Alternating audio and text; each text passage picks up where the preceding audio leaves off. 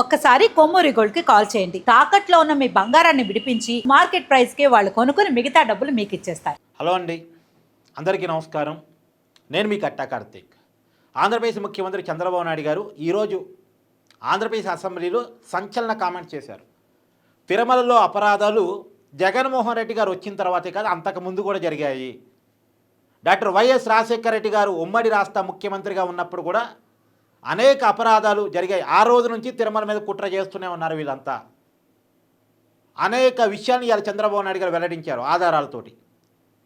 రాజశేఖర రెడ్డి గారు 7 కొండల్ని 2 కొండలు చేస్తూ ఎలా జీవో ఇచ్చారు, దాని మీద చంద్రబాబు నాయుడు గారు కావచ్చు, ఇతర పార్టీలు కావచ్చు ఎంత పోరాటం చేశాయి.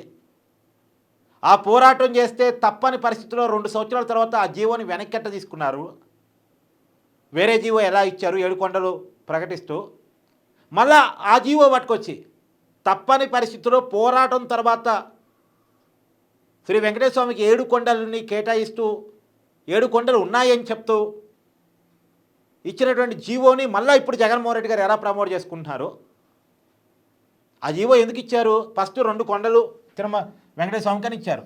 లేదని పోరాటం చేస్తే 2 సంవత్సరాల తర్వాత 7 కొండలు ఓకే అని ఇచ్చారు. అసలు అవసరం లేదు, అప్పటిదాకా 7 కొండల సంబంధించి ఏ జీవో లేదు. మన నమ్మకం ఆ 7 కొండలు వెంకటేశ్వర స్వామి అని. 7 కొండలు కాదు, ఉన్నటువంటి లోకాలు, సర్వ ప్రాణులు, సర్వ విశ్వం ఆయిందే. కానీ 7 కొండల మీద ఆయన కొలువై ఉన్నాడు అన్నది మన నమ్మకం. దాన్ని 2 కొండలని రాజశేఖర రెడ్డి గారు ముందు జీవో ఇచ్చారు. తర్వాత పోరాటం చేస్తే లేదు 7 కొండలని ఒప్పుకొని జీవో ఇచ్చారు. ఈ 7 కొండలని జీవో ఇవ్వాల్సి వచ్చింది కాబట్టి ఇచ్చారు. దీన్ని పట్టుకొని జగన్మోహన్ రెడ్డి గారు చూసారా, మా తండ్రే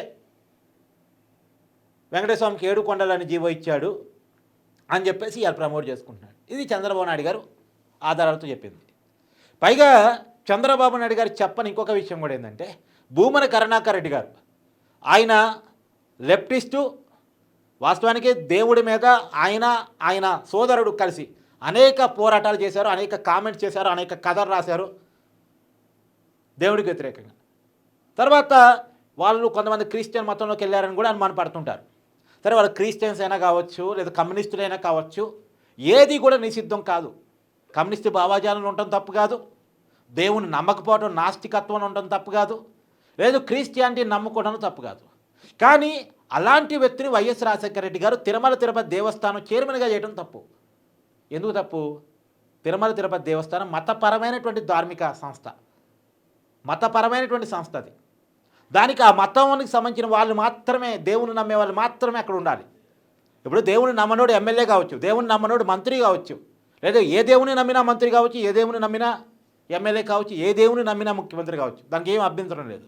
కానీ వెంకటేశ్వర స్వామిని నమ్మేవాళ్ళు, హిందూ మతాన్ని ఆచరించే వాళ్ళు మాత్రమే తిరుపతి దేవస్థానం చైర్మన్ కావాలి. కానీ భూమన కరుణాకర్ రెడ్డి ఎందుకు చేశారు మరి?